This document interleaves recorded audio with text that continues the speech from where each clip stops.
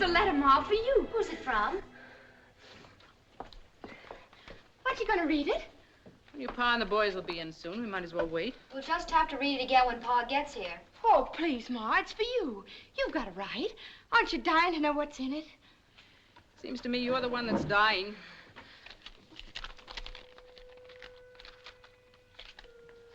Dragonwyck, May 19th, 1844. My dear cousin Abigail.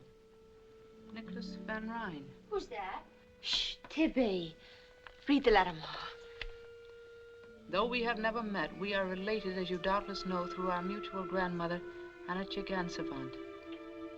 My wife and I have decided to invite one of your daughters into our home for an extended visit. We shall naturally be able to offer her many advantages which she could not hope to enjoy in her present station. In return, if she pleases, she may serve as a companion to our 8-year-old child, Katrine. Upon inquiry, I have been gratified to find that you and your husband enjoy the honor and respect of your little community. Be so good as to let me know at your earliest convenience which of your daughters you select, and I will make all suitable arrangements for her journey to Dragonwyck. Respectfully yours, Nicholas Van Ryn. Golly. Is he really your cousin? Now, don't go imagining yourselves a couple of lost duchesses. There's not a drop of Van Ryn blood in any of us. It doesn't make any difference to me, I'm sure. But you had the same grandmother. She was... Let me see. My grandfather was her second husband. Her first one died. His name was Van Ryn. Nicholas must be his grandson. He's a patroon. A patroon, Cousin Nicholas? What's a patroon? That's what they call the owners of those enormous land grants on the Hudson River. They're the descendants of the original Dutch patroons. And they're terribly rich and elegant. He must be very important. I remember reading 3 or 4 years ago about his visiting President Van Buren at the White House. But you haven't said yet, Ma, whether I could go.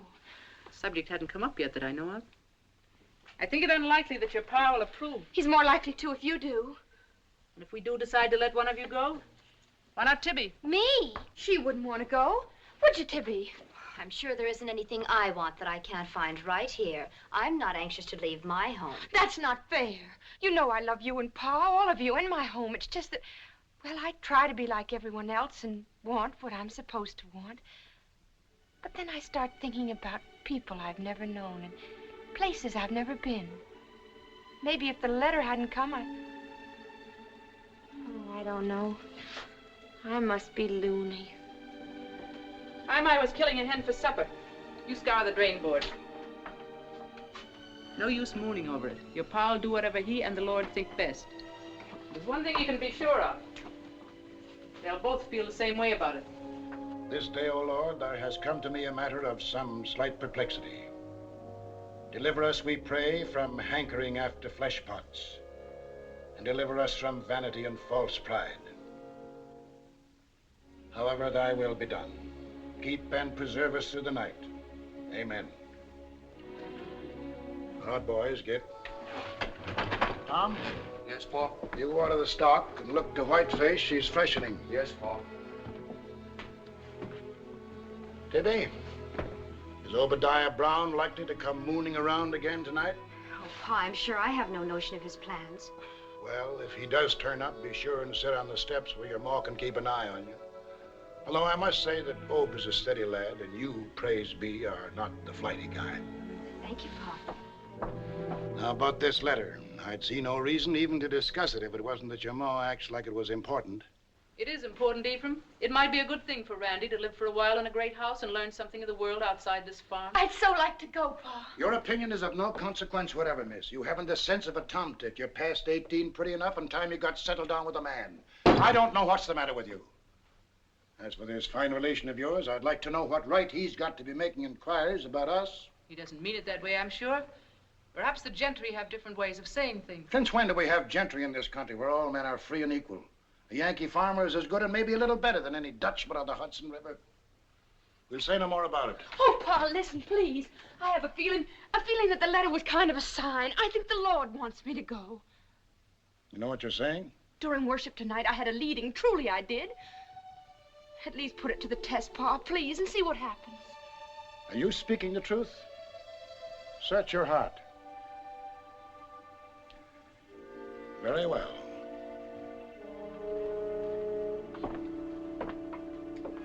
Close your eyes. Now open the book.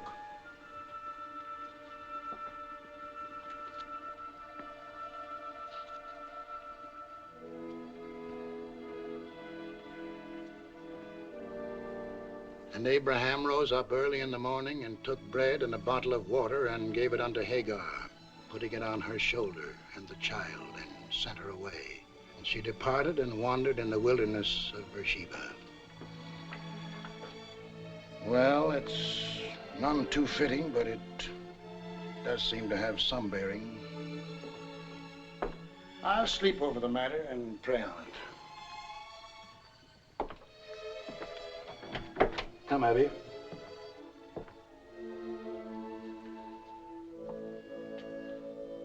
You know, this is the first time I've ever known the Lord to go back on your pa.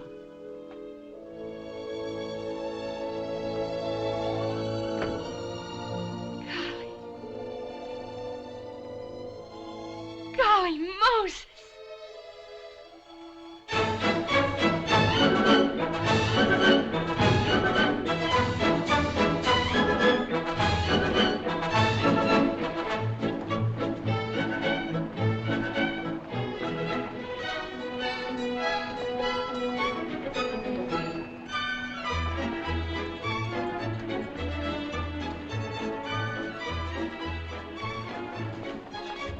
Says in his letter for us to meet him at the Astor House, and this is it. And a less fit place for God-fearing people to meet, I can't imagine. Come ahead.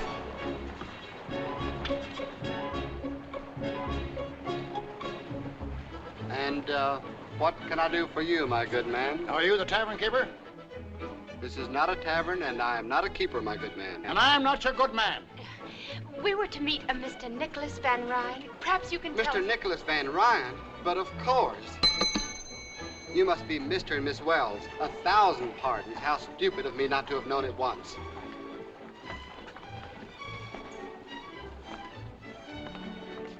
If you will do me the honor to come with me, please. Mr. Van Ryn regrets that he is not here to greet you, but he has directed that you're to have everything you wish. Everything.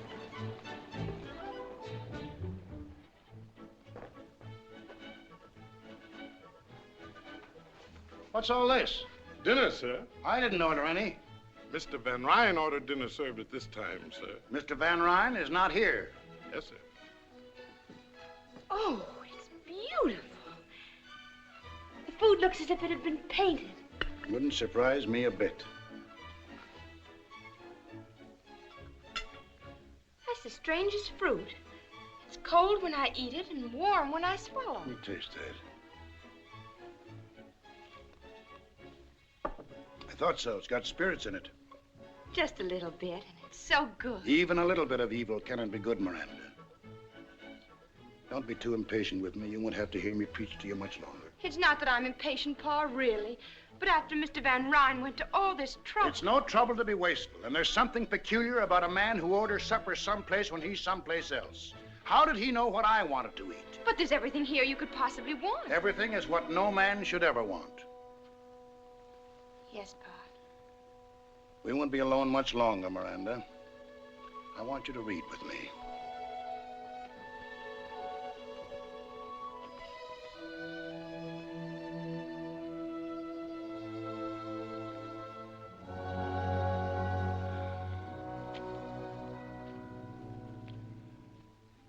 I will sing of mercy and judgment. Unto thee, O Lord, will I sing. I will walk within my house with a perfect heart. I will set no wicked thing before mine eyes. I hate the work of them that turn aside. It shall not cleave to me. A froward heart shall depart from me. I will not know a wicked person. More coffee, Cousin Miranda? No, thank you. You, sir? No, thanks. The music is very nice. I understand they've opened the dining terrace for public dancing. It would be fun to watch. I don't know what made me think you'd be a much older man, Mr. Van Ryan. You've mentioned my age several times now, sir. Does it affect your confidence in me? Alexander the Great, when he was younger than I, had conquered most of the world. Maybe if he'd been a little older, he'd have conquered all of it, or maybe he'd have had the good sense not to try in the first place. Aristotle was his teacher, Mr. Wells, but I'm sure he put things less clearly than you. Tell me, young man, what are your politics? My politics? Since Van Buren is a New Yorker, I imagine you folks up along the Hudson are mostly for him.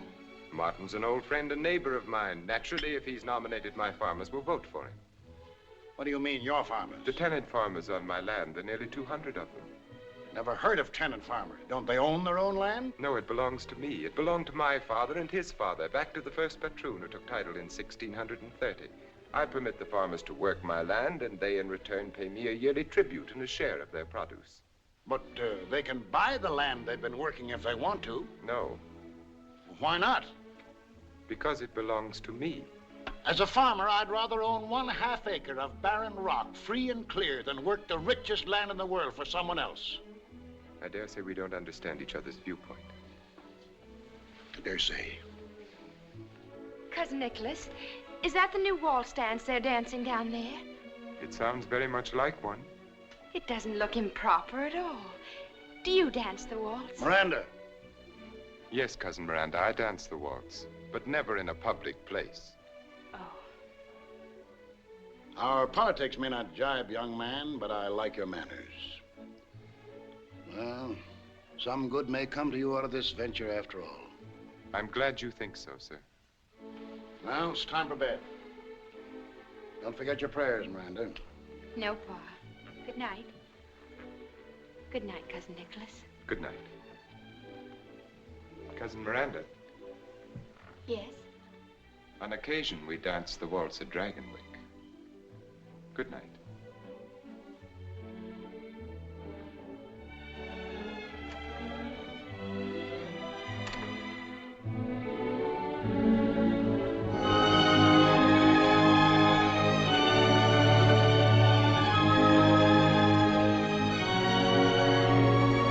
Agatha, there's Dragonwyck. I can see it. Dragonwyck? Where? Over there.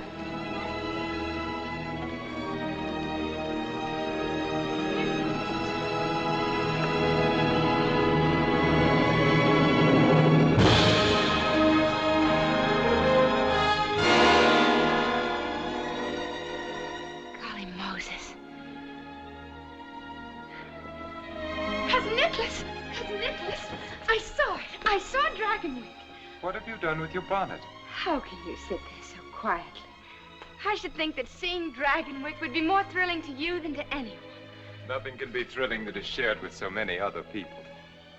Did you like what you saw? I'm afraid I've run out of words. I've said beautiful so often this afternoon. Every now and then you say golly. I prefer beautiful. I'll try to remember. Do you mind if I keep my bonnet off just a minute? The breeze feels so wonderful against my face. Tell me about Dragonwyck. How many rooms? I've never counted them. And lots of servants? I've never counted them either. Golly. I mean, imagine. The breeze must feel wonderful indeed with a face as beautiful as yours against it.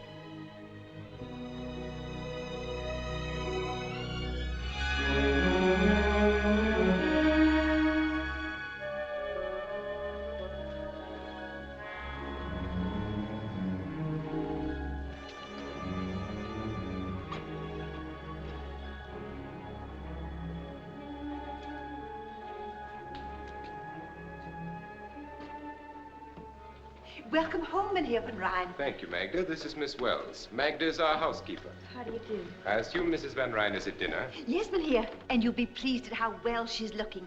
Not that Madam isn't always a picture. See that Katrine comes to the dining hall. Will you come this way, Cousin Miranda? Don't you think I'd better go to my room first? I must look hardly presentable. To my wife, promptness at meals is the highest human virtue.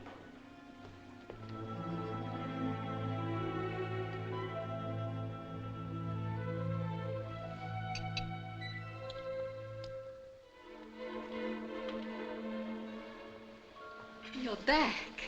Yes, as you see, I'm back. I didn't know I would have waited. And here is Cousin Miranda. Oh, welcome to Dragonwyck, child. Thank you. Will you sit here, Cousin Miranda? Thank you. Did you have a pleasant trip, Nicholas? Yes, very. Miss Wells has had practically nothing to eat today, Tompkins. I'd suggest you serve her at once. At once, Minia. I trust you'll be happy here. It's most kind of you to let me come. And my mother and father wish to be remembered. I'm sure they're most worthy people, and I'm sure you'll be a good girl. Oh, Nicholas, Yes, my dear? you didn't forget the pastries, did you? Of course not, my dear. Those wonderful New York pastries. Nicholas, Yes. did you bring the Napoleons, the honey puffs, and the mocha bonbons? All of them, my dear. I think I'll have the bonbons before going to bed. Tompkins, serve the honey puffs after dinner, but be sure they're well chilled. Yes, madame. And shall we keep the Napoleons for tomorrow? For my lunch. After dinner, you'd best go find Katrine. You might read her a story. We can hardly ask our guest to occupy herself with the child tonight. She must be tired. As you say.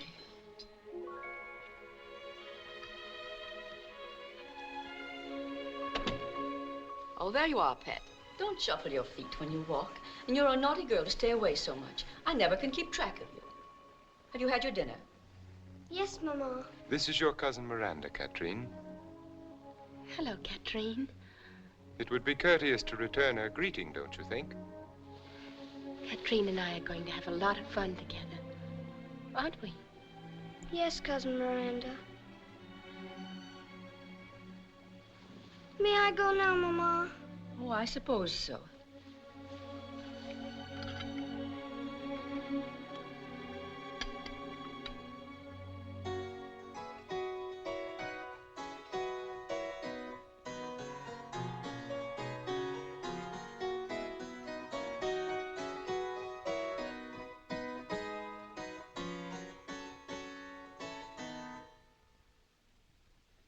Who was she?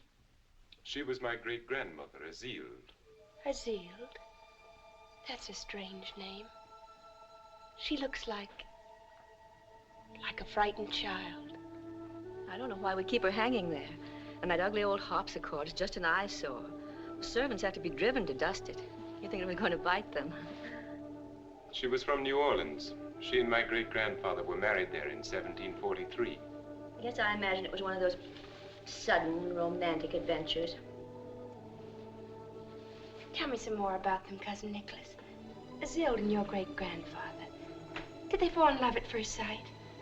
No Van Ryn does anything at first sight. But she must have been happy to live here. As it turned out, it didn't matter. Soon after their son was born, she died. She brought this harpsichord with her from her home. She played it always. If you listen to the servants, they'll have you believe she still does. Fortunately, we don't listen to servants or to their superstitions. Oh, no, of course not. Isn't it rather late, Nicholas? Perhaps we should I shall stay up for a while, but if you wish to retire, my dear. Yes, I think I will. Well, good night, then. Good night. Good night.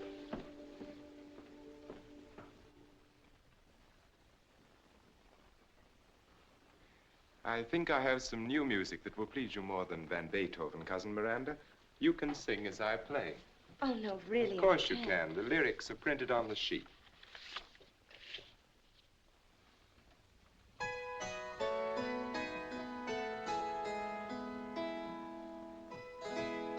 I dreamt that I dwelt in marble halls, with vassals and serfs at my side, and of all who assembled within those walls, that I was the hope and the pride.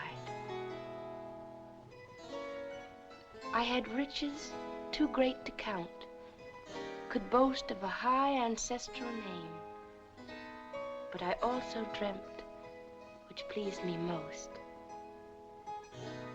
that you love me still the same. That you love me still the same.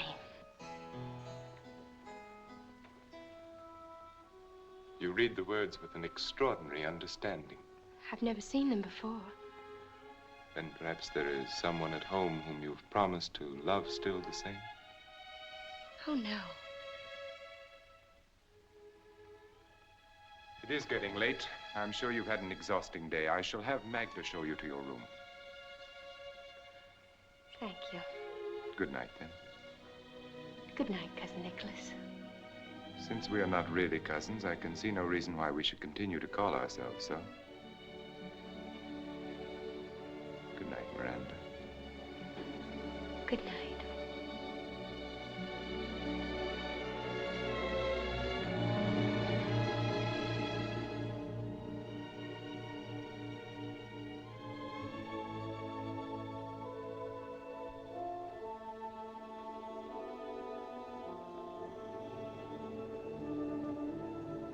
Have you had a pleasant evening, miss? Oh, yes. This is a lovely room, isn't it? Yes, it is. An unusual room. It's unusually beautiful.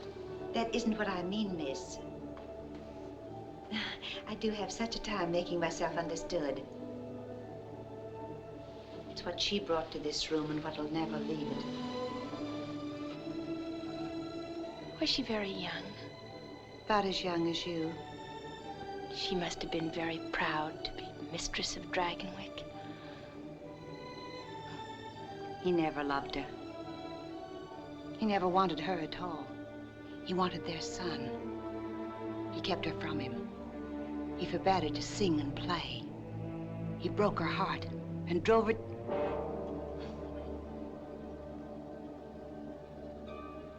She prayed for disaster to come to the Van Ryns. And she swore that when it came, she'd always be here to sing and play. She killed herself in this room. This harpsichord. That's just kitchen gossip. Oh, you mustn't take me seriously, miss.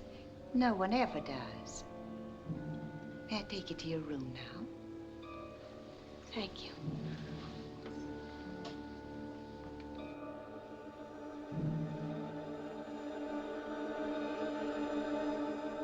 Of course, I've never heard Azeel play myself.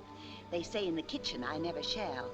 Even when she plays, I should say if she plays. You won't either because you've got no Van Ryn blood. But he'll hear her, and Katrine.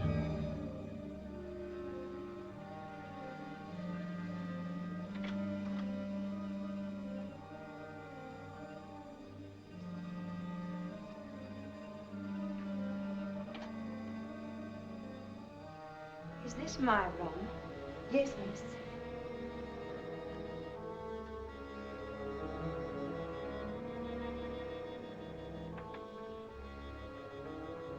Will there be anything else you need, miss? Oh, no. Thank you. Well, good night, then. Good night, Magda. Miss Wells, why have you come here? Do you think Katrine is in need of a companion? Why, that would be for her father and mother to decide. Don't you think Katrine is in need of a father and a mother? That was a silly question, wasn't it?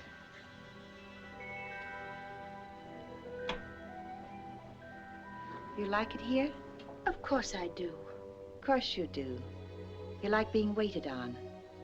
I could see tonight it was the first time. You like peaches out of season. You like the feel of silk sheets against your young body.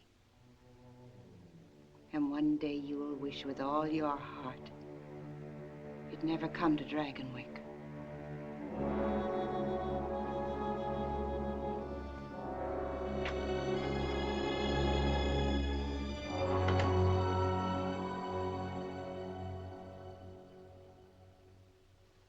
I keep getting my S's backwards.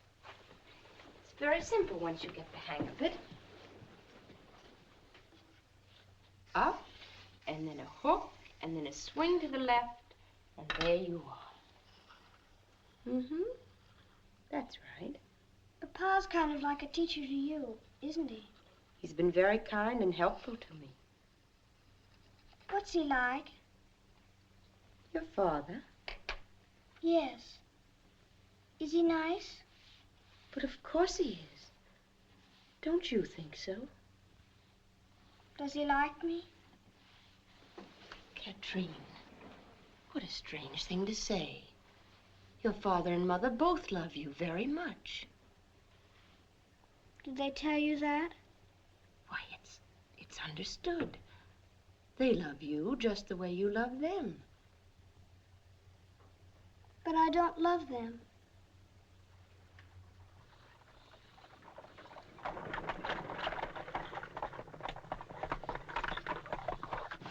That must be the de Greniers. They've come for the Kermesse tomorrow. They're staying overnight. The Count's such a funny-looking little man. It isn't polite to stare. Did you say Count?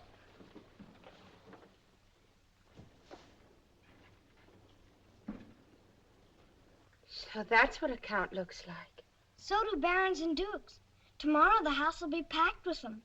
Papa always has a 4th of July ball for the river families after the farmers have their Kermesse. Ball. You'll have a wonderful time. And you can wear the ball dress Papa had sent from New York. But I won't know anyone to talk to or to dance with. Oh, everyone will want to dance with you, Miranda. Golly, I hope so.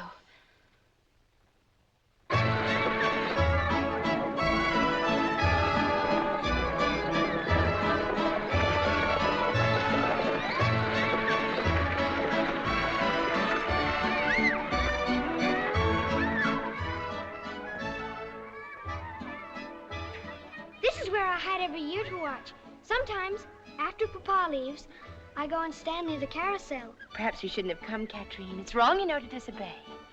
Oh, you're just saying that because you're supposed to. Is there anything wrong about the Kermesse? No, Could watching it make me a bad girl? I suppose not. Then it's wrong to forbid me to come. That sounds pretty logical to me. Hello, Dr. Turner. Hello, Katrine.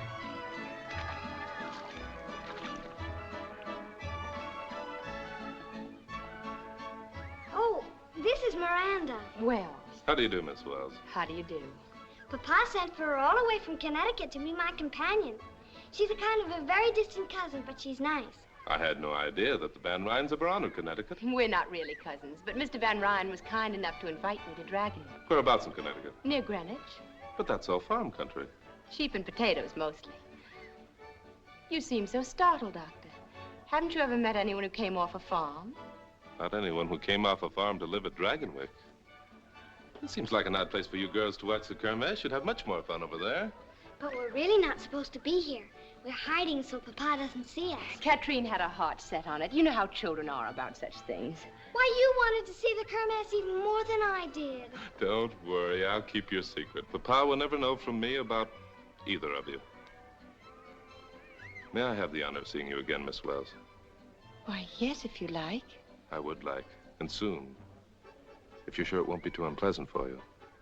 Unpleasant? Well, you see, the patroon and I don't get along very well. In fact, the first thing I've ever known us to agree on is bringing you here. I think that was a fine idea.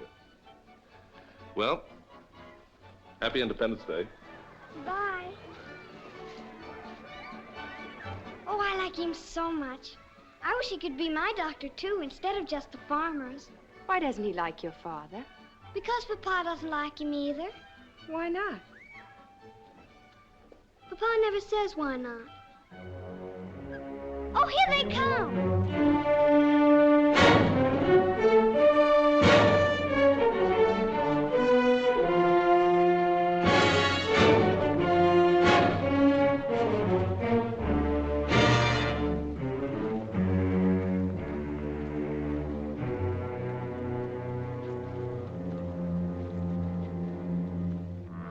What brings you to our Kermesse, Dr. Turner?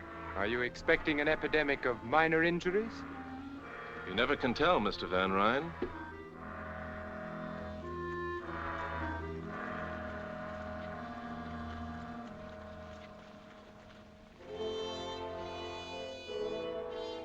This chair came from Holland with the first patroon. It represents, among other things, over 200 years of extreme discomfort. The patroon is ready. The first man will come forward, bringing with him rent and tribute. Klaas Bleeker, Hill Farm. Rent, winter, wheat, and... You've brought nothing with you, Klaus? No. Perhaps your crops were poor. My crops were all right. Take your hat off when you speak to the patroon. I'm a free American citizen. I take my hat off to no man. What you do with your hat is your own concern. Are you ready to pay your rent? No. Nor will you ever again get so much as a grain of wheat from me. It is your purpose, then, to farm my lands and enjoy the privileges I allow you without making any return. Your lands? Did you hear that? His lands! For 200 years, the Bleekers have worked the Hill Farm. And for longer than that, it has belonged to the Van Ryn. We've paid the worth of it many times over, and you know it. Well, here's the finish. I'm sorry to hear it. But since you feel that way, I order you to leave my land by tomorrow noon. If you are not gone, I shall have the proper authorities put you off. Have the next man step forward. Otto Gebhardt.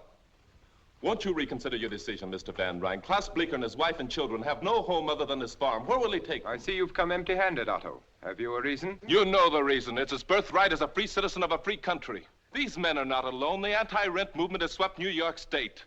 Man, take your head out of the sand and help to solve this problem peacefully. Because it's got to be solved, peacefully or not. Speak up, Otto. I'll bring the stuff tomorrow, sir, if that will suit. Will the rest of you men step forward, please? I have something to say. Tired of listening and talking and listening!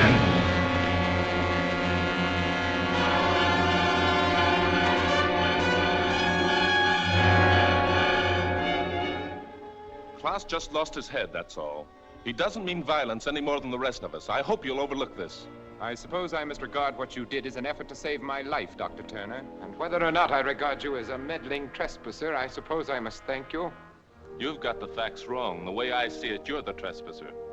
Also, saving your life wasn't what I had in mind.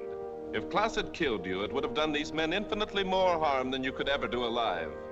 So don't thank me, Mr. Van Ryn. I shall say a few words about what has just happened, and they will be my last. Dr. Turner's efforts to incite anti-rent rebellion in our local district have been well known to me for many months now. Just what is it he wants you to want so passionately? It has an assortment of highly romantic names, the rights of man, life, liberty, the pursuit of happiness, and such. And all those will be yours with the titles to a few acres of soil. Believe me, my welfare does not depend upon you. Rather, you depend upon it. But my rents and tributes and my responsibilities are hereditary, the symbols of a way of life to which I have been born and in which I shall continue to live. I shall never relinquish my position.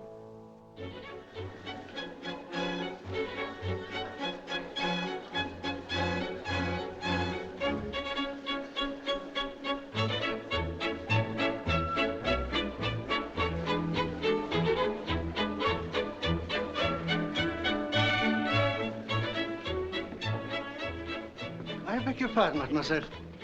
But are you not Miss Wells, the companion to little Catherine? Yes, I am. I have not had the honor. Will you permit me to present myself? Henri, racontez-leur le discours de Monsieur Van Ryn ce matin. Le discours? Oui. Lequel discours? Non, non, pas du tout, pas du tout. Oui, il y a eu un Je n'ai jamais vu un homme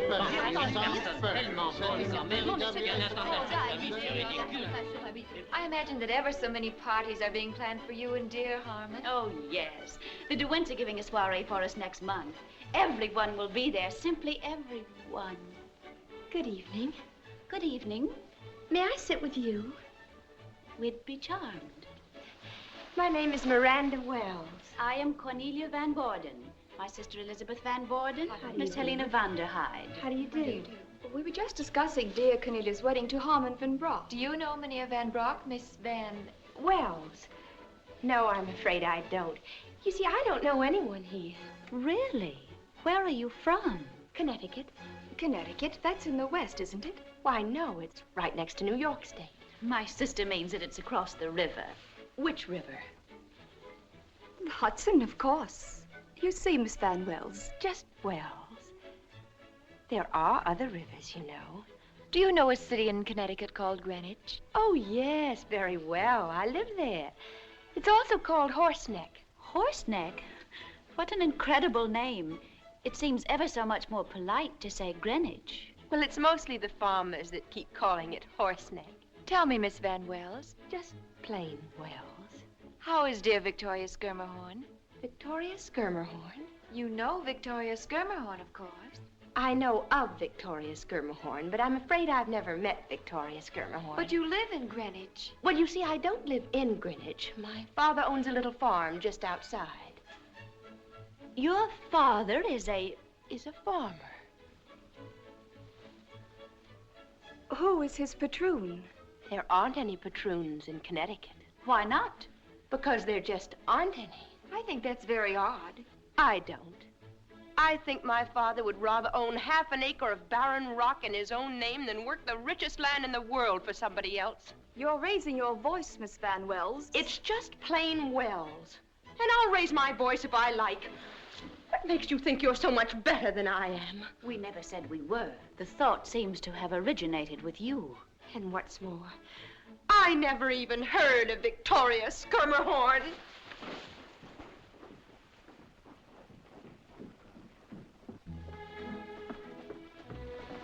Miss Wells,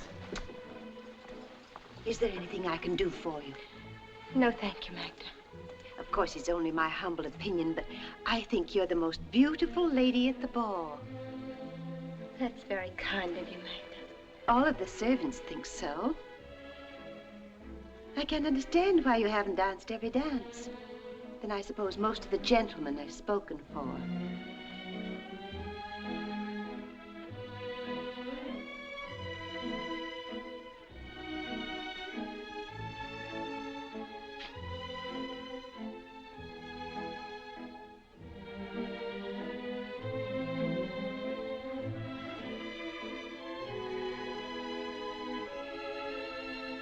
Miranda, Good evening. are you enjoying the kermesse of the upper classes? Very interesting to watch. As if I were visiting a different world. And I suppose everyone has commented on your gown and how beautiful you look. Not everyone. Do you like it, Nicholas? Very much. And do you think I'm beautiful? The most beautiful lady at the ball?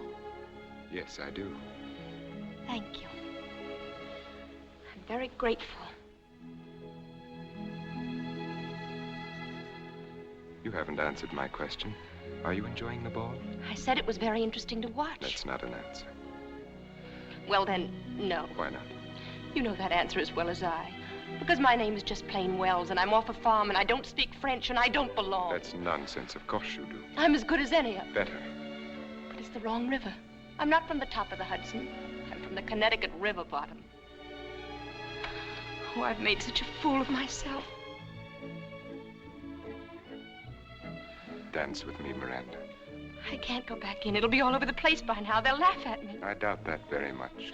But you don't know. I know that you'll be with me, and that if anyone laughs, we'll laugh. Dance with me. I'm afraid. You must never be afraid of anything with me, Miranda.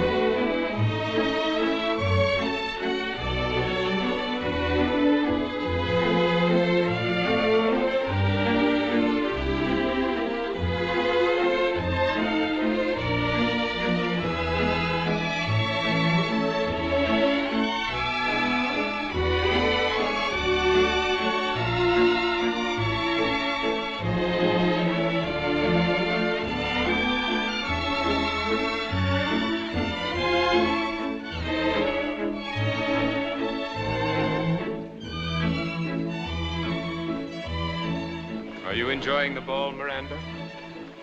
Well, aren't you going to answer my question? I can only think of one thing to say, and you won't like it. Say it anyway. Golly Moses.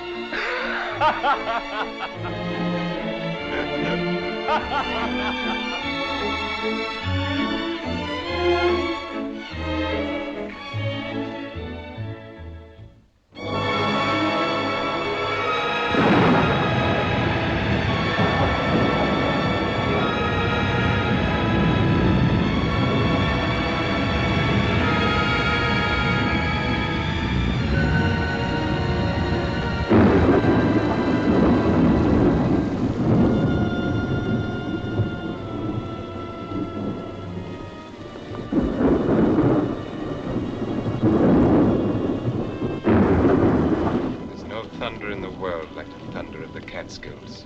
The lightning seems to set the mountains on fire and they roar back. That's all very romantic, I'm sure, but it doesn't help my cold. It's never been this bad. It seems no different from your usual winter attack. But we've always closed the manor in the winter and gone to New York. Now I'm sick. If I must be here, why can't I even have Dr. Hamilton to look after me? When the storm lets up and the roads are passable. The storm lets up. They never stop in these dreary Catskills. Come in. What do you want? Mynheer Van Rijn asked this be brought to you.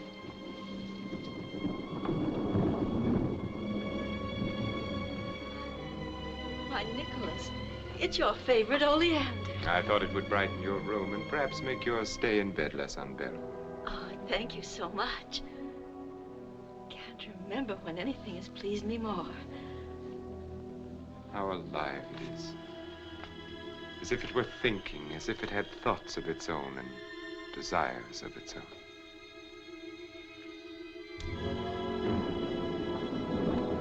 I know how greatly you treasure it, and I'm all the happier that you thought to bring it to me. And I'm happy that you're happy, my dear. Now I'm sure that you'll want to rest. Nicholas, Yes? you're going to your tower room again, aren't you? Yes, why? The servants must think it's strange that you spend so much time up there. And I find it strange that you should think about what they think. What could you possibly do up there? Possibly. Anything from pinning butterflies to hiding an insane twin brother. Actually, I read. I hope that my explanation satisfies you. I'm sick. Haven't you even let Dr. Hamilton know? Your happiness at the Oleander seems to have faded pretty quickly. You can't imagine what it's like to be sick in this miserable, drab house. I cannot imagine that Dragonwyck could be either miserable or drab, except to those who reflect misery or drabness from within themselves.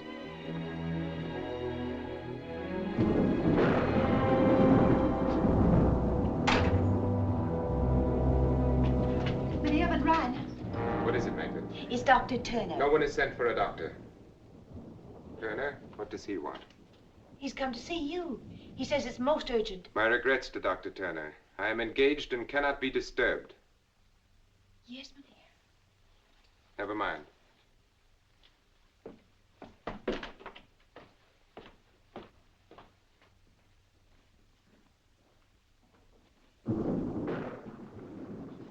Sorry to intrude like this, Mr. Van Rijn, but it's most important.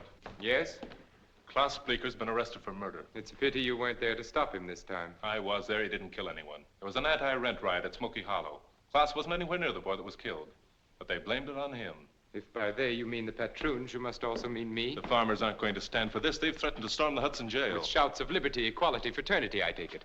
Just what is it you want me to do, Doctor? Help my enemy to defeat me? I want your assurance that Klaus Bleeker will have a fair and just trial. Let me make my position clear, Dr. Turner. Whether Klaus Bleeker lives or dies is of no more concern to me than my life was to him. Or you. That seems to be perfectly clear. Good evening. Good evening. Won't you stay for dinner, Doctor? No, thank you. Miranda, have Tompkins set another place. I'd rather not, if you don't mind.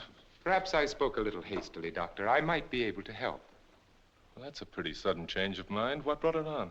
I assume that John Van Buren is to prosecute the trial, is he not? Yes. He's a close personal friend of mine. You still haven't told me what changed your mind.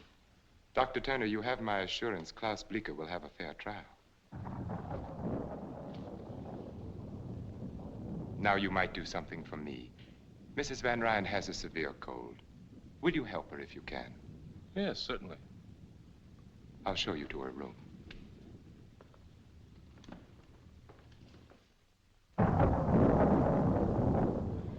You'd better take a bit of scraped onion and sugar for that cough, and these drops as directed. You'll be fine in a few days. A few days? Dr. Hamilton always kept me in bed for at least 2 weeks. He's probably right, but with most of my patients, it's all I can do to keep them in bed while I examine them.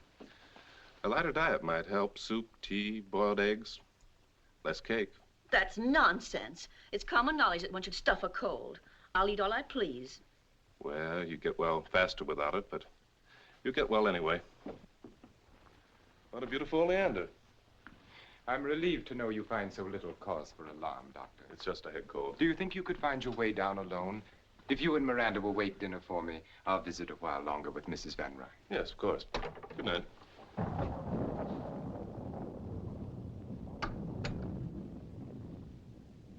Dr. Hamilton usually encourages you to eat. But then, of course, he has the tolerance of experience and age. Turner is young and relentless.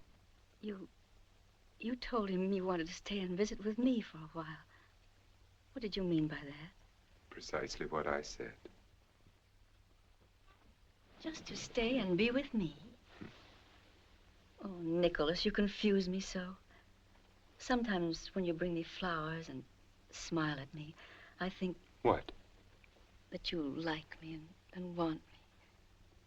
And sometimes... Yes? I feel that you hate me and would like me to die. Nicholas. Yes? Do you think... Could we go away together? Away? Alone, just the two of us. When I'm well again. Of course we will, my dear. As soon as you're well again. I feel well enough already. In that case, even Dr. Turner would approve of your finishing your dinner. Shall I bring your cake? Oh, yes, thank you. You know, it's funny. The day we first met, last summer at the Kermesse, I thought we had very much in common. As time went on, we'd have more and more. But the way it worked out, frankly, right now, I don't think you have the slightest idea what to talk to me about. It's funny, isn't it? Would you care for some sherry wine, Doctor? No, thank you. I believe I'll have a glass. Forgive me, please. We fell to reminiscing, and it wasn't until Magda came in that I remembered you were waiting. We shall dine at once. Of course, Doctor, you're not to think of starting back on a night like this. You'll stay over. No, really, I We'll have... consider your objections overruled and the matter settled.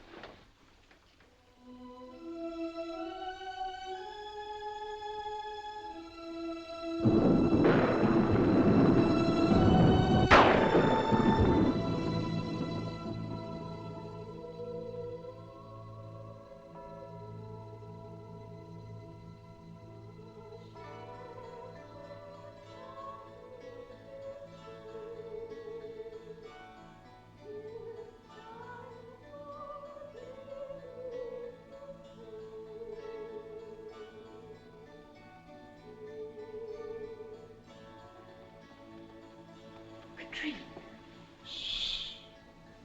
Why aren't you asleep? Because I don't want to sleep. It's so beautiful. What is? Don't you hear it? It woke me up. Such a pretty song from down there. You've been dreaming. It's a lady. She's singing and playing the harpsichord. Katrine. It's like a lullaby. But it must be funny, because every now and then she laughs. There, she's laughing now. Don't you hear it?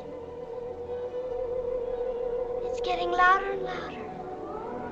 Oh, I don't like it now. Make her stop. I'm afraid. I'm afraid. Make her stop. Darling, it's no one. Really, it isn't. You must believe me.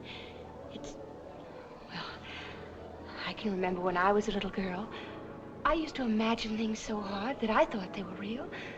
But don't you see, if there were anything, I'd hear it too. It stopped now. Of course it has.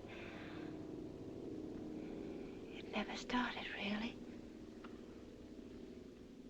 Oh, I'm so tired.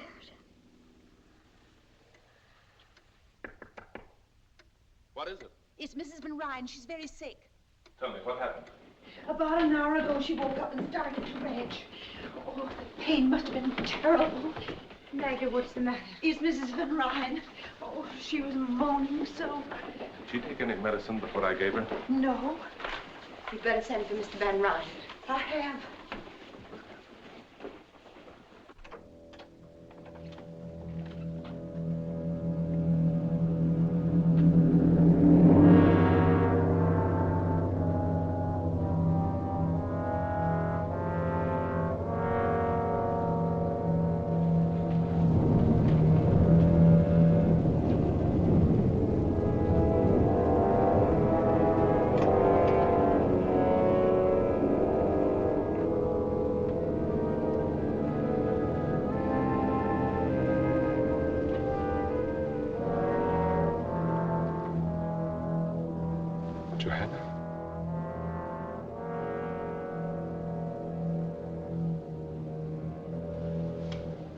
Dr. Turner?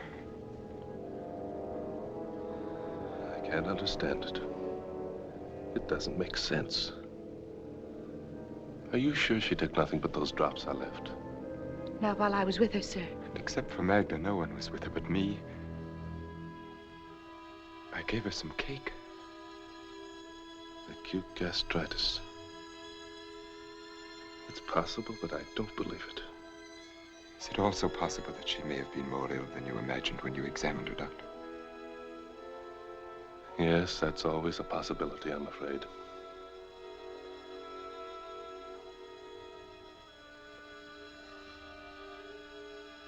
See that the pastor is notified at once. And have him come to me.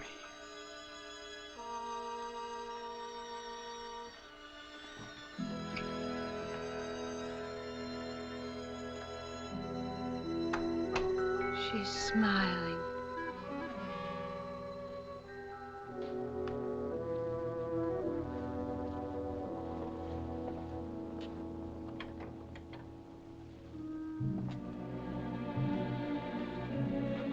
I'm sure he didn't mean that you were to blame. Whether he meant it or not. I don't know why she died. That's shameful, isn't it? For a doctor not to know. It's funny the way she ate. Almost passionately, as if she wanted from eating what she couldn't have. You better get some sleep. Good night. Good night.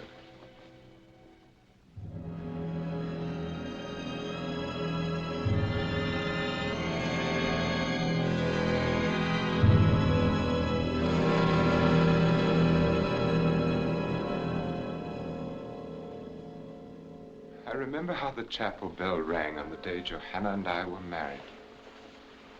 Tonight it is soft and sad, but then it was loud and ugly, and my head ached with the noise. Johanna laughed and said it was a heavenly bell that would ring for us until death. We were never happy, but our life together was tolerable until Katrine was born. And then we knew that Johanna could have no more children, that I was to have no son, that there were to be no more Van Ryns after me, that I was to be the last. I wish I knew something that I could say that would help you. I want to so much. Do you, Miranda? At an unhappy time like this, it must be difficult, I know, to think of anything else.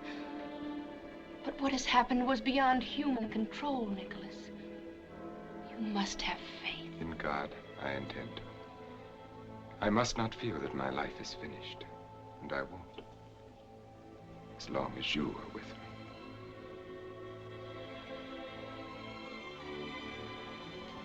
The bell has stopped now. It must be nearly dawn. Miranda, you've known as well as I that this was inevitable, that we were inevitable. I didn't know who you were, or what, or where. Out of all this world, why should I have called to you and no one else? And why should you have come to me and no one else? It's because you were meant to. You knew it the instant our eyes first met and everything within us met. And you know it now. You have no right to say that, to talk like this, please. You couldn't help yourself any more than I. Am I right? Tell me that I'm wrong. Forgive me then if you can. I had no right to speak as I did, and you have every reason to be angry with me. But I had to say it. There was no way for me not to. And no one but you to hear it. Good night, Miranda.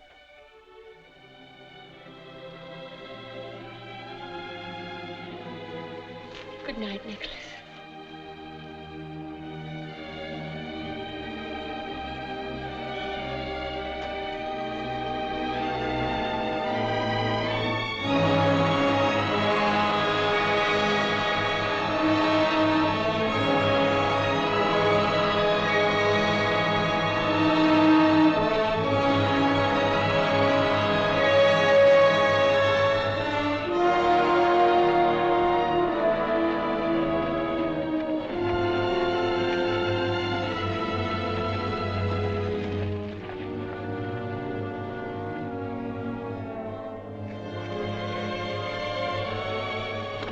on Miranda, earth? I just heard the news that you're going away. Why, Jeff Turner, I never thought you'd go to all this trouble to say goodbye. That's just it. I don't want to say goodbye to you. But, Jeff, I'm going home. Well, that isn't what I mean. I think it's fine that you're going back to your folks. What I mean is, Greenwich isn't so very far away after all, is it? I know, Jeff, it isn't. And I was thinking that maybe I could come there and visit you in a month or so. Of course, Jeff, whenever you're passing through. Would next week be too soon? Well, I know our relationship hasn't been exactly... Well, I've teased you mostly and sometimes made you angry, but I've always thought that in time I could show you how I really felt. And that maybe... Miranda, you understand what I'm getting at, don't you? Yes, I think I do. I'd like to think that in time... Jeff, I said in time.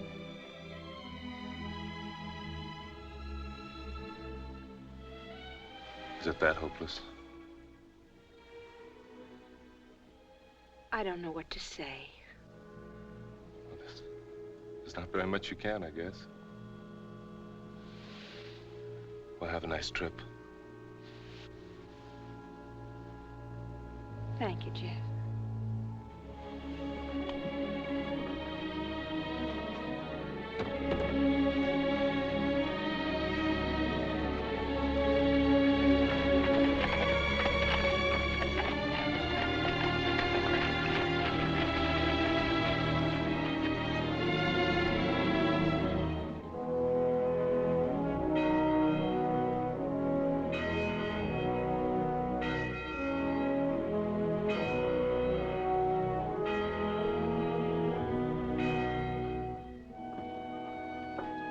Tom, see that Nat and Seth get to the pump before they come in the house.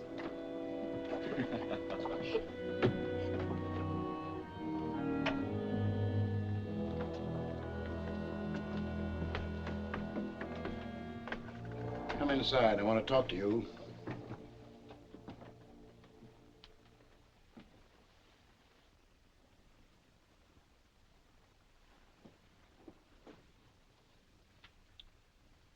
Close that door and come over here and sit down.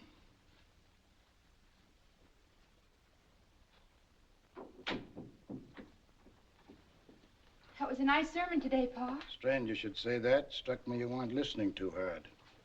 I heard every word. Struck me your mind wasn't on it at all. Where is your mind? What's the matter with you? Nothing's the matter, I tell you. Now, Abby, I'm going to get to the bottom of this. I've made up my mind. But if there's nothing the matter... You were the first to see it. For months, you've fretted and worried. Miranda can't sleep. She won't eat. She can't smile anymore. Talk to her, Ephraim. All right. I'm talking. Since the day you drove in here in that fancy rig, you've been no more one of us than if you'd never come home at all. Ephraim, please. You hung your fancy outfits in the closets and you acted like you never took them off. You won't sleep and you won't eat because your home's not fine enough. And you won't be happy because we're not fine enough. That's not true. It's got nothing to do with that. What has it to do with then? Sometimes when a woman's unhappy, she just can't talk about it, Ephraim. Are you going to tell me it's a man? What man, I'd like to know? She's given frostbite to every mother's son in the county. Perhaps the right one hasn't come along yet. Well, she won't find him with her nose stuck in the air, wanting what she can't get. A woman ought to get a man first and then want him. Someone rode in the gate.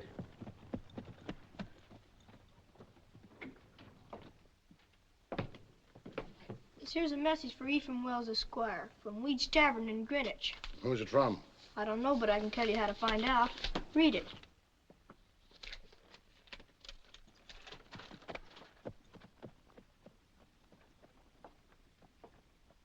I'll be concerned if this don't beat all.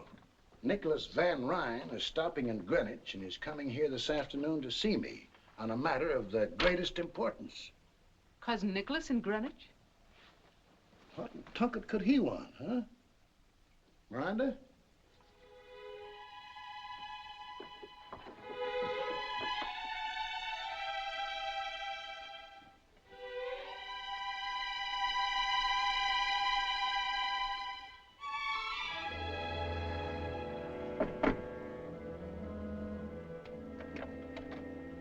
Mr. Wells, how do you do? Nicholas.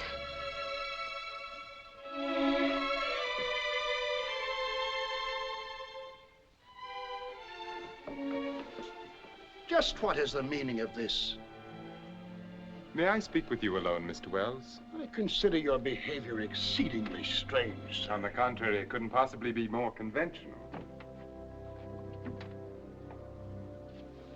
Sure, Mr. Van Ryn certainly handled Pa. That's enough of that. This matter doesn't concern you. Now get. What did you think of him, Ma? I don't know. We weren't even introduced.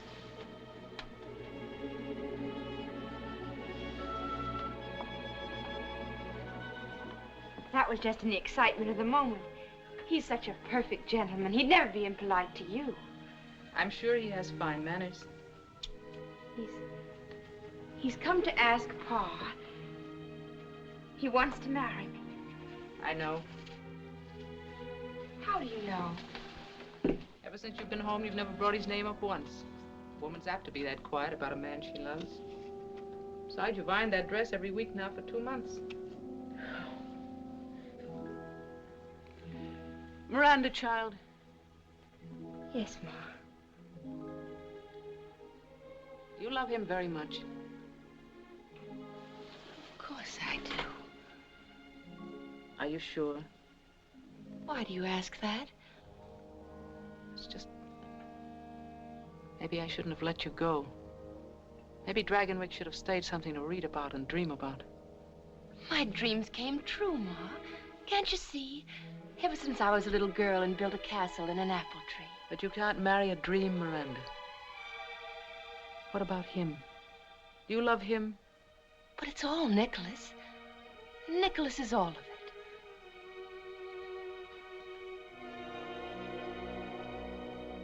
You're acting so strangely. Almost as if you were afraid. Miranda, Abigail, come on in here.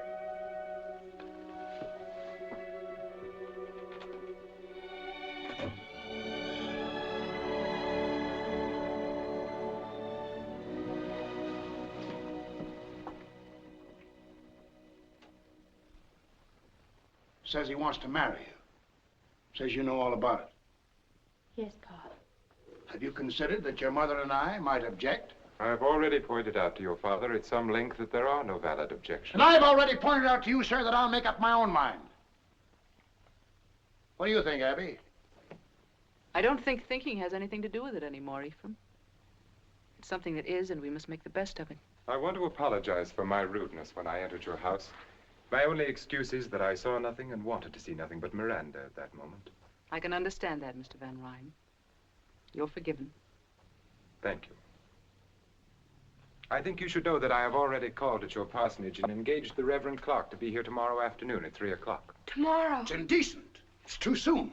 I want my girl married in a church like a good Christian. I'll have no hole-and-corner wedding here. She has nothing ready, no wedding gown. For once, we will let the ceremony outshine the costume. Whatever dress Miranda wears will be forever cherished as her wedding gown. Got a lot of pretty words. Too many for me. Miranda, you got plenty at stake here. You'd better say something. I'll do whatever Nicholas thinks best. So be it. Amen, Mr. Wells. And now I must return to Greenwich. Miranda, will you walk with me to my carriage? Until tomorrow, then. Goodbye.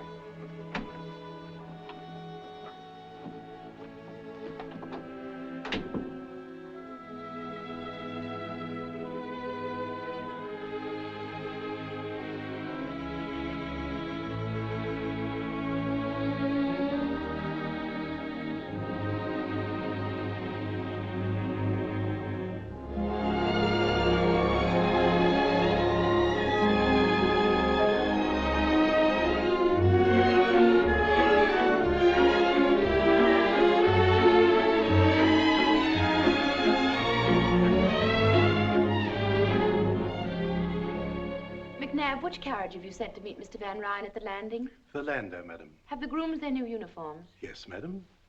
Here are the menus for the week. Thank you, madam. And Mrs. McNabb, I've just written Miss Katrine that we found her doll. Please be sure that it's packed carefully. I wouldn't want anything to happen to it. Certainly, madam.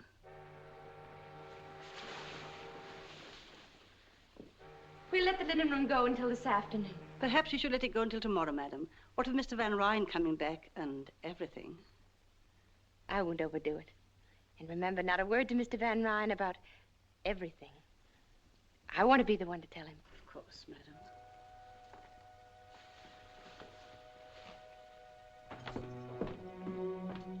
Welcome back, son. How did you find New York? Unbearable, thank you, Mrs. McNabb. Nicholas. How lovely you are. I'd almost forgotten how lovely you are. I'm not when you're not with me. I'm not anything. 3 long weeks. Have you missed me? Have you been well? I missed you terribly. And everything has been just fine.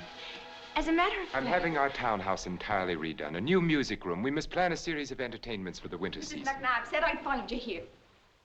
Oh, I beg your pardon. I didn't know. That's all right, Peggy. This is Mr. Van Ryn. Was it anything important? Well, it was just to remind you that you ate none of your breakfast this morning. And all your favorite dishes, too. We won't talk about food if you don't mind. You'll eat every bite of your lunch or there'll be quite a bit of talk. You carry on as if you'd cooked it yourself. Me? I couldn't cook the bottom of a pan. But she managed to burn my best India muslin negligee. That I did, sir. The ironing is worse than the cooking. And she ruined it completely when she tried to sew it together again. True. Me sewing is even more horrible than me ironing. What would I be wanting with the likes of a greenhorn like you? Can you tell me? That I can't. But you'll eat your lunch just the same. And what was that strange little creature? That was Peggy. Peggy O'Malley. I assumed it had a name. What was it doing here? I've engaged her as my personal maid. Your maid, that untidy little cripple? She's not untidy, and her leg's no fault of hers. She's had a miserable life. It's the strangest recommendation I've ever heard. She's bright and willing and good to me, and Nicholas, I want her as my maid. I shall have McNabb give her some extra money and a good character. It's so little to ask. Please, Nicholas. Deformed bodies depress me. Perhaps I can divert your attention with this. I brought it for you from Mr. Tiffany's new shop. How dare you say that? How dare I? You speak as if her crippled leg were a weakness on her part rather than merely God's will. We'd agree then it is God's will. Now perhaps we can discuss your plans for the Kermesse ball. Are they progressing nicely? Madame Duclos swore to me that your gown will be finished and delivered to you in time. She needn't overwork herself. It's very likely I won't need it at all. What do you mean? The Van Bordens sent their regrets yesterday. Their regrets? A previous engagement or some illness in the family. I forget what excuse they used. I see. That makes the 8th refusal in 4 days. It's only because of me. Because you married me. Miranda. You are Mrs. Nicholas Van Ryn. You will be with me wherever I am always. Luncheon is served. Thank you, McNabb. Nicholas. Yes? Sometimes I think that we... That we what? I think about that night. The night she died.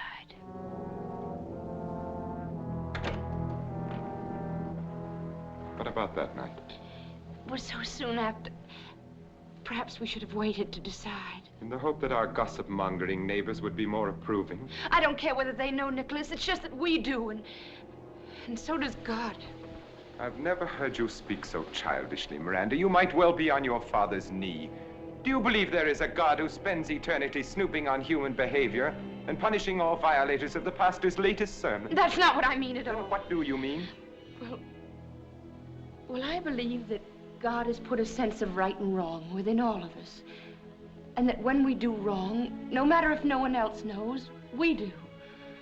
And you've remembered that ever since your Sunday school days, haven't you? That's a good girl. Now let us enjoy our lunch. Nicholas, you do believe in God. I believe in myself, and I am answerable to myself. I will not live according to printed mottos like the directions on a medicine bottle.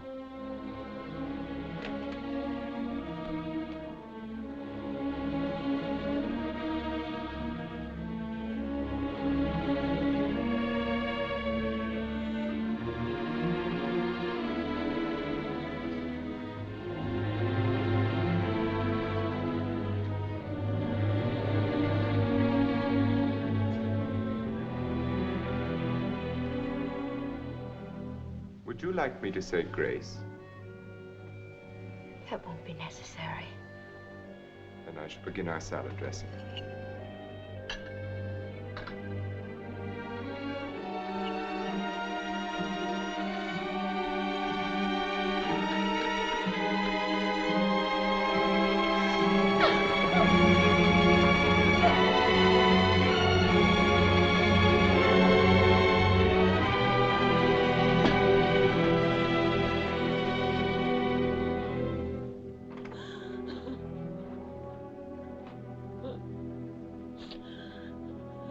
Possible excuse can you have for humiliating me like that?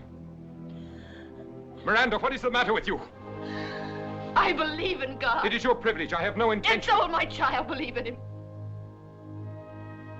Miranda. And I will pray to God to make him healthy and strong and happy.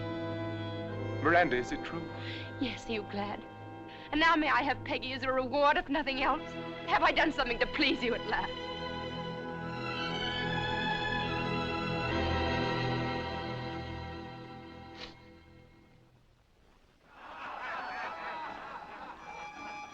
Listen to 'em. They're celebrating. I'm gonna celebrate too and get drunk. John Young's our new governor, and the farmers of New York State have got a right to celebrate and get drunk. Hand me up my ancestral chair.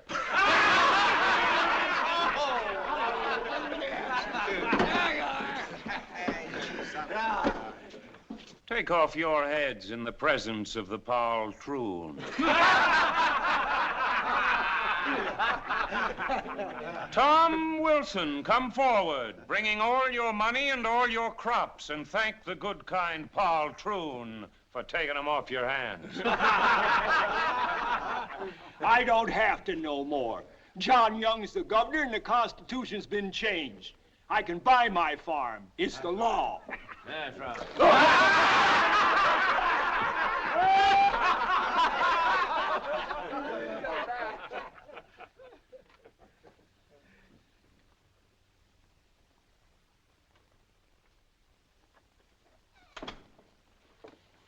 Dr. Turner, will you come with me at once to Dragonwyck? We need you urgently. Is anything wrong?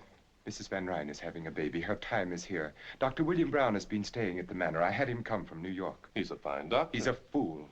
I beg you to come. There are certain symptoms. Have you any reason to think she's in danger? Mrs. Van Ryn, I don't know that she... Doctor, nothing must happen to my son. All right.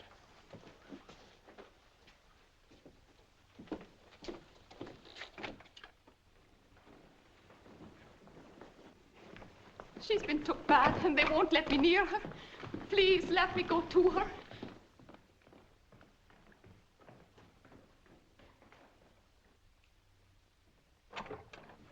What is it, Dr. Brown? What has happened? Everything's quite all right, Mr. Van Ryn. Quite.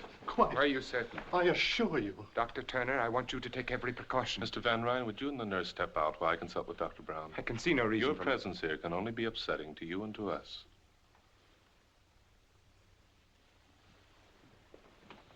Dr. Turner, thank heaven you've come.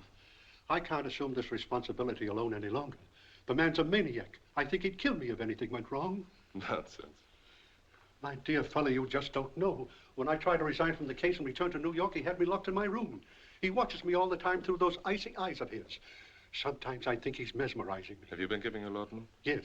As far as he is concerned, everything's quite normal. There is an irregularity in the child's heartbeat. But as you know, it's sometimes hard to catch through the stethoscope. Yes, it often is. I think I'll wait until she wakes a little before I examine her.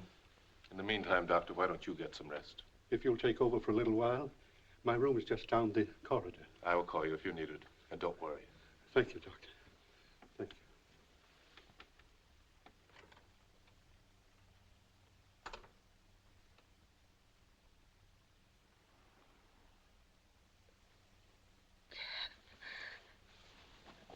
Hello there. I don't know whether to believe this or not. You can believe it. Are you going to take care of me now? Yes. I'm going to take care of you now. That's good.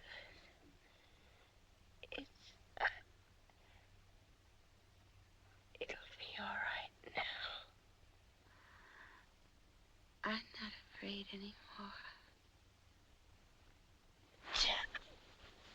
Don't be afraid. Call Dr. Brown. Jeff, help me. I'll always help you.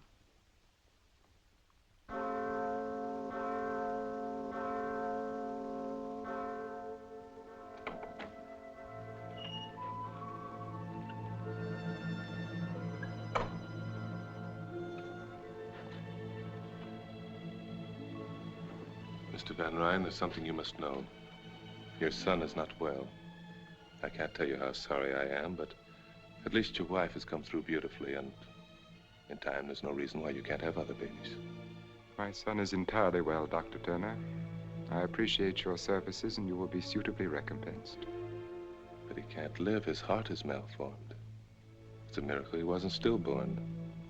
It's nobody's fault. Nothing could have prevented it. It's just a tragic accident. You will find a carriage waiting to take you to your home. You just won't face facts, will you? You never believe anything you don't want to.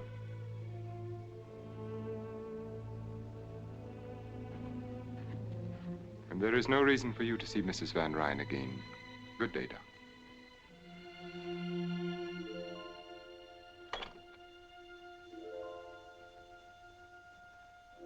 Adrian Peter van Ryn, I baptize thee in the name of the Father, and of the Son, and of the Holy Ghost. Amen.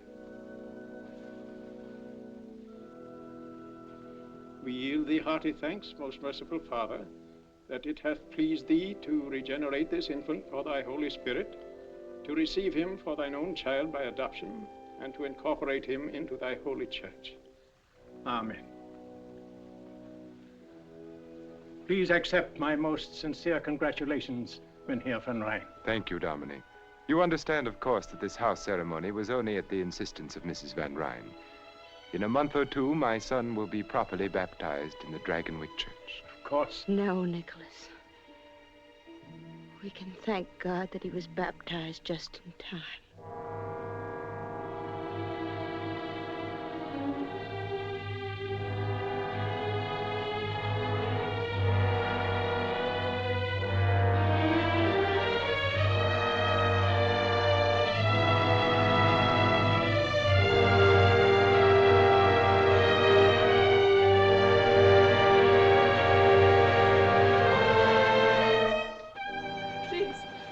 Now, please. You loathsome little cripple. Why should you have been permitted to live and not my son?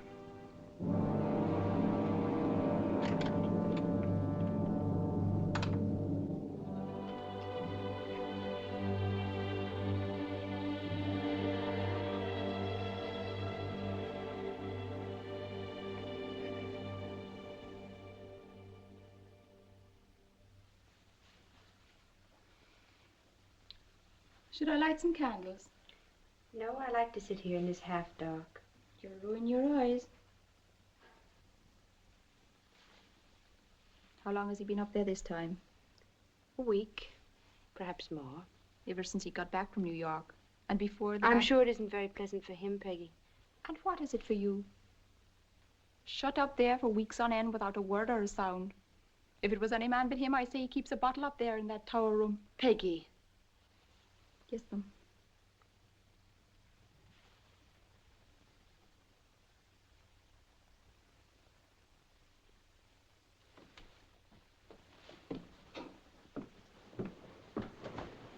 I'm going, would you? Don't be sick. I'll not let you go up there alone. That's enough of that. Please don't. I'm afraid.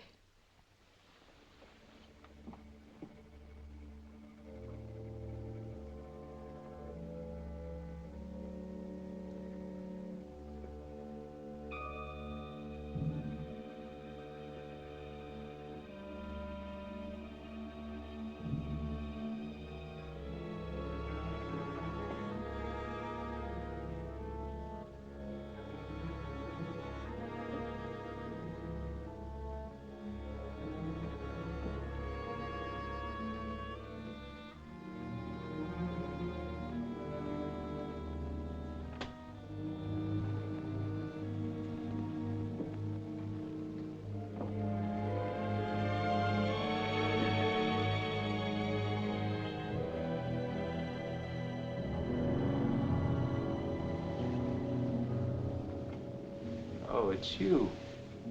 Yes, Nicholas.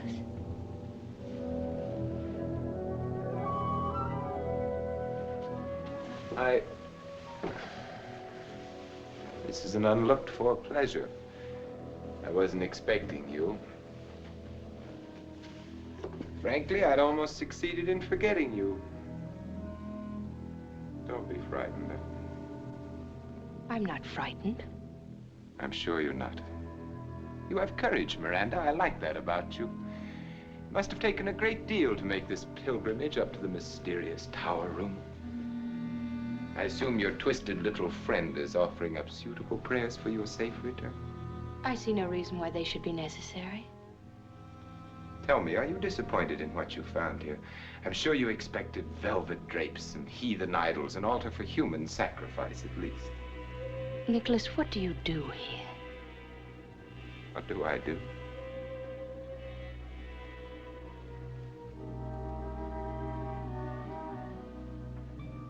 I live.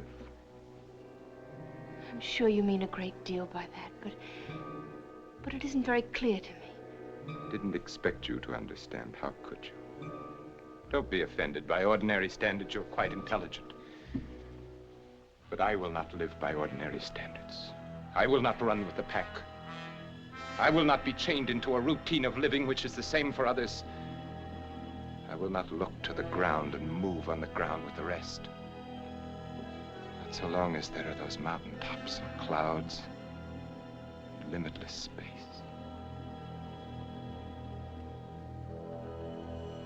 I'm sure you are still unable to understand. I want to try if you'll help me. Shall I? Shall I tell you what you want to know? Brace yourself. Prepare to have your God-fearing, farm-bred, prayer-fattened morality shaken to its core. See, I have become what is vulgarly known as a drug addict. Why? No tearful reproaches, no attempts to save me, to regenerate me. Why do you find it necessary? That is what you could not hope to comprehend. It is because I have set free something within me.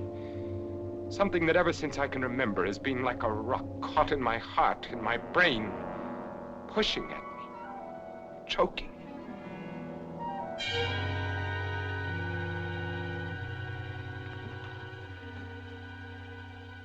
I know you better than you think. Perhaps I have underestimated your intelligence. No, it's pretty ordinary and farm-bred. I couldn't follow everything you said, but I think it's pretty simple. You're just plain running away. Is it as simple as that? I've seen farmers with their crops ruined and their cattle dead, and most of them just go to work. But some of them blame their troubles on God and get drunk. To forget, to run away and hide. That's what you're doing, Nicholas. Whenever you've come up against something unpleasant that you couldn't change, like the rent law. Or the death of my son. Our son.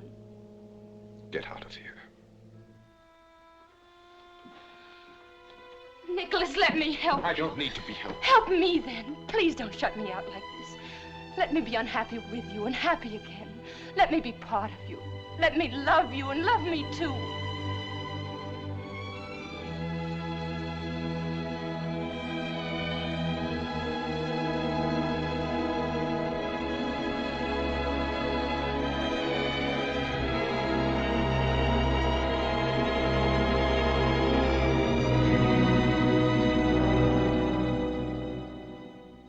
Story, Peggy, but I'm afraid you'll have to tell Mrs. Van Ryn there isn't much I can do for her husband. Tell her. She doesn't even know I've come here. Then what? And do you suppose I'd so much as whistle to get help for him? It's her I'm afraid for, Dr. Jeff. Afraid of what? I can't say right out, but there's a blackness in that house and in him. His coming and going, the look in his eye when he watches her. You've got to come and take her away. What makes you think she'd want to go? Whether she wants to or not. I'm only a doctor. I've got no right You can't leave her there to be hurt and hurt again. Not knowing what she's done wrong or how to do right. Happy as a child because he so much as sends a plant to her room. Plant? An ugly-looking growth to my taste from Egypt or Asia or... Has she been taking her meals in her room?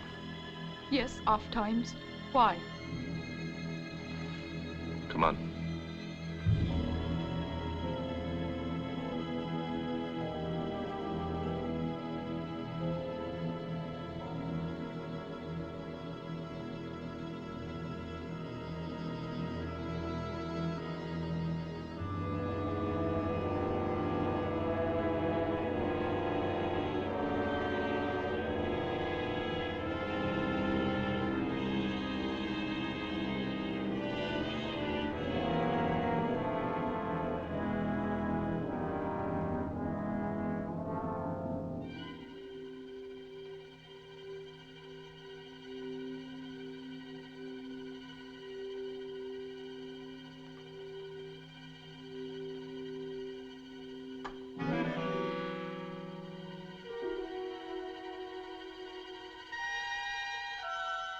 Please don't stop on my account. Your father wouldn't have. I remember how he continued to read so doggedly. Ephraim Wells took his religion without flinching, the way a strong man should. Nicholas, what do you want? I appreciate the warmth of your greeting, the quick happiness in your face at my appearance, your pleasure at my company. Why have you come here? Inasmuch as this is my house, must I explain my presence in it? Of course not.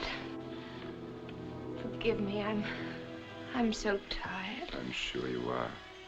This has been a trying time for you. And yet, strangely enough, your tribulations seem to have become you. I cannot remember you more beautiful than you are now. And your beauty amazes me as much now as always. Your strength, the earthiness of your peasant stock, and more, your grace, your unexpected look of quality. It would be a pity if we were not to have another. If you were barren. That's a matter of the Lord's will. Yes, the Lord. I'd forgotten. The Lord who giveth life and also takes it away. Why did he take my son's life? I have no way of knowing that. It could not have been without purpose. No one gives life, takes it without purpose. Why do you suppose you are here, Miranda? By the Lord's will or by mine? What you are is the reflection of what I wanted you to be. You live the life that I gave you. Now you do look frightened. What are you thinking? Johanna. Why? I don't know.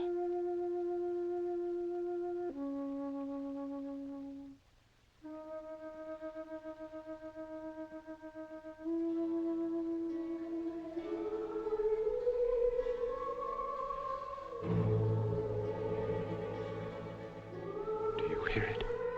What? Nothing. Wind through the trees. There is no wind. There is. A creaking board somewhere. It's not important. It's stopped now. But I didn't hear anything. Neither did I. Yes, you do. It's from the Red Room. The harpsichord is ill. Stop it. Then Katrine did hear her that night when Johanna... And you must have heard it, too. And you must have been listening the night our little son... I never believed it, really. But now I do.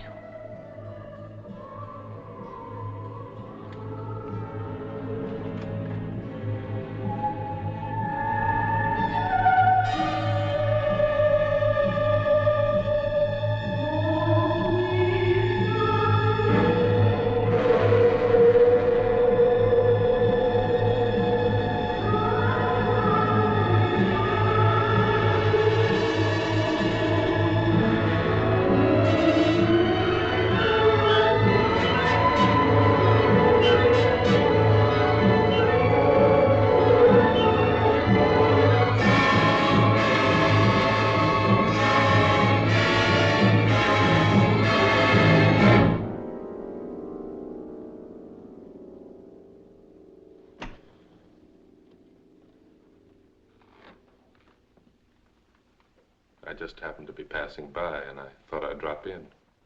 Passing by. I see. Summoned in the best heroic tradition by the faithful little cripple. And have you an army of farmers equipped with pitchforks lurking in the garden? No, that fight's all over, and you lost it. But Peggy seemed worried about you, so I Do I thought- look as if I needed medical aid rushed to me in the dead of the night? You can hardly expect a diagnosis from me based upon your appearance alone. It's good to know you have become more careful in your diagnoses, Doctor. I can recall when you were less thorough. I've improved a lot since then. There was much room for improvement. May I be frank? You're not a very good doctor, Dr. Turner. There are too many things you should know that you don't. I still insist I've improved. For one thing, I've learned a great deal about plant life. I would think that human life were more to the point. I've discovered that the two are strangely related. You know, in a way, you're responsible for it all. How nice. We must discuss your discoveries sometime soon. What about right now? Jeff, what are you doing here at this time of night? The patroon and I are discussing flowers. Flowers? And while we're on the subject, I suppose you've thanked him prettily for the lovely plant in your room? I don't understand. It doesn't matter, he does. Is it as pretty as the plant in your late wife's bedroom the night she died? You're letting the discussion become rather morbid, Dr. Turner. I was never able to forget that plant. At first, I thought only that it was very beautiful, but I've learned since then it was also very deadly. Nicholas, what does he mean? It's a glucoside, similar in action to digitalis, but much more toxic. I guess it was a good idea to have a doctor on hand that night you asked me to stay for dinner. Weren't you lucky I wasn't a better doctor at the time? It was all so legitimate. Your wife with a bad cold. She couldn't possibly have tasted anything in the cake. It was all soaked with rum anyway. I don't believe it.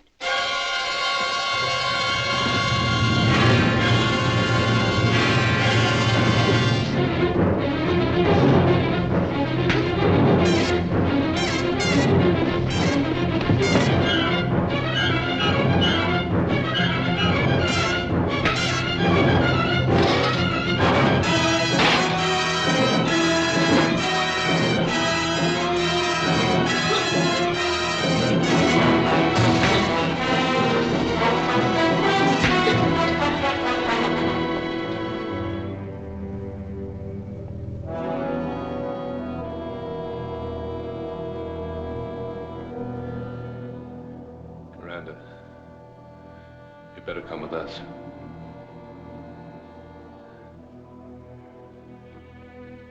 Come on.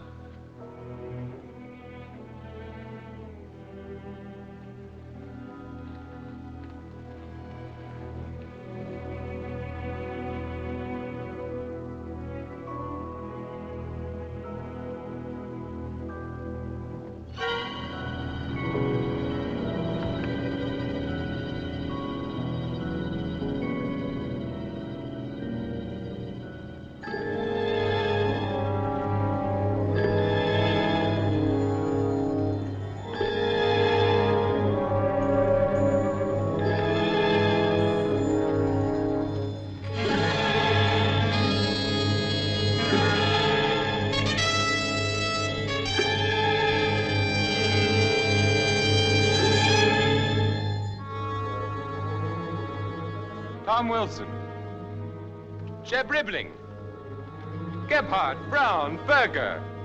Come forward, all of you. I have something to say to you.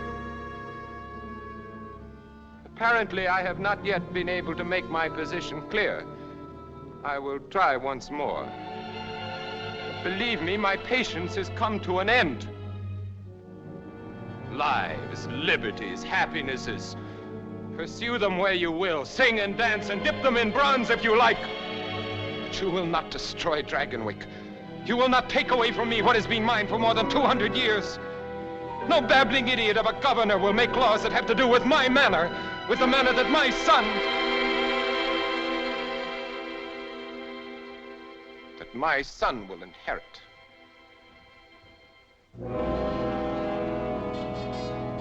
Oh, it's Dr. Tierney. What are you doing here? You're not wanted. You're trespassing. I don't want you here. I don't need you anymore. There was a time when you knew too little and I could use you, but now...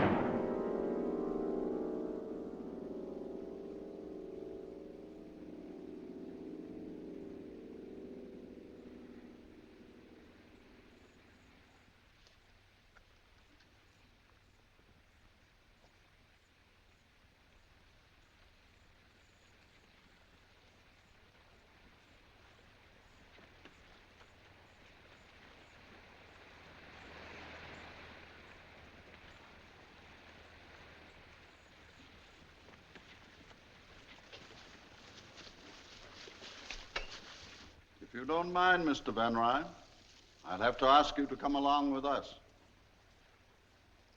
Mayor Curtis, isn't it? Yes, sir. I do mind very much. I have no intention of going anywhere with anyone. This is not a request, Van Ryn. You're being ordered to come along. You're under arrest. I will not be ordered to do anything by anyone.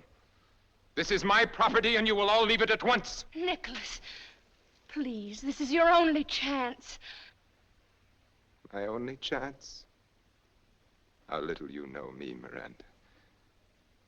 Even Johanna would never have said that. Dr. Turner, you might use your influence to benefit these men for once and tell them to get out of here. How little you know me, Mr. Van Ryn, or them. You don't believe I'd shoot? Yes, I believe you. Have it your way, then.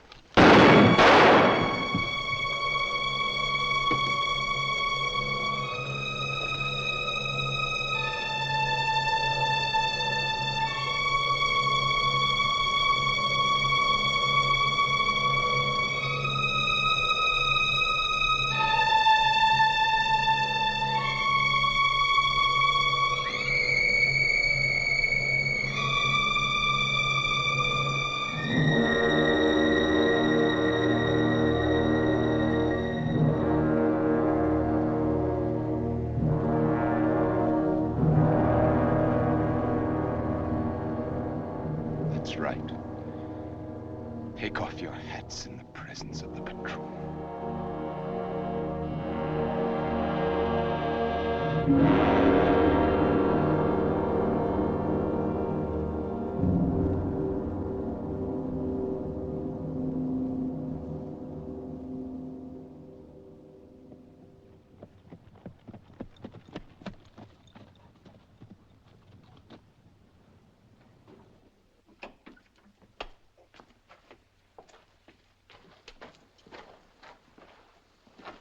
Hello, Jeff. I thought if you didn't mind, I'd ride alongside to the boat landing. You're welcome to ride inside. Thanks. I'd like nothing more, but then I'd have to ride back here and not alone. You understand? Of course I do. Goodbye, Mrs. McNabb. And thank you for everything. It'll be lonely here without you, Mrs. Van Ryn. Mrs. Van Ryn. Suddenly it sounded strange to hear you call it that.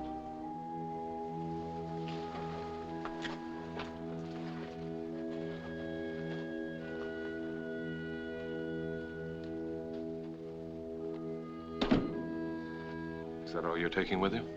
It's all I brought with me from home, except a black dress. The way you just said home. As if you never had any other. Have I ever? You answer that. You know, Ma once said she felt she shouldn't have let me come to Dragonwyck. That she was afraid. You couldn't marry a dream, she said. Do you dream much, Jeff? Sometimes.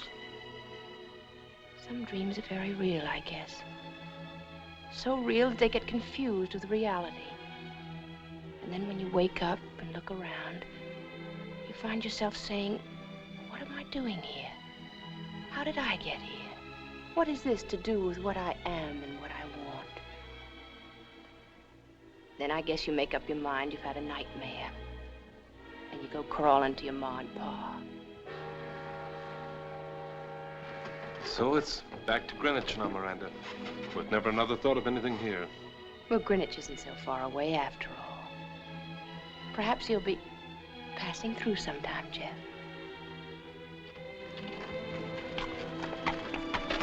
Would next week be too soon?